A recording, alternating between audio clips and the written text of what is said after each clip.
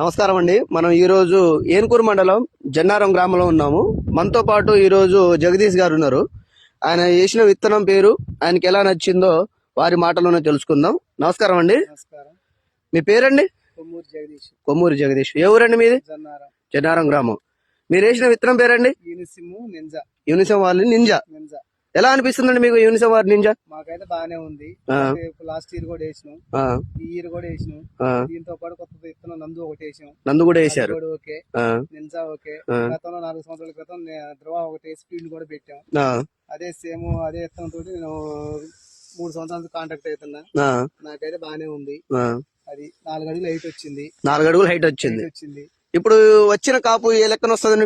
ఇప్పుడు పడ్డ కాపు అనేది దేవుడి నిర్ణయం. అది ఇప్పుడు కాసింది ఒక కాపు. ఇంకా ఇంతవరకు అయితే కలర్ చేయలేదు, గ్రోతింగ్ చేయలేదు. ఇంకా అడిగే ఎదుగుదలమైన ఉంది కాసుకుంటూ. అది మీకు ఏ లెక్కన వస్తుందండి ఇప్పుడు కాపు? ఉన్నదైతే ఎకరానికి 15 చిల్లరే వస్తుంది ఫస్ట్ కాపు. ఓకే. ఇక రాబోయే కాలం ఇంకా ఇంతవరకు కలర్ చేయలేదు. ఇప్పుడు ఇదంతా కింద. అది మొత్తం మీద మాకు ఎకరానికి 30 లెక్క దిగాలనుకుంటున్నాం. అది ఆ నిర్ణయం. అది ఓకే అండి.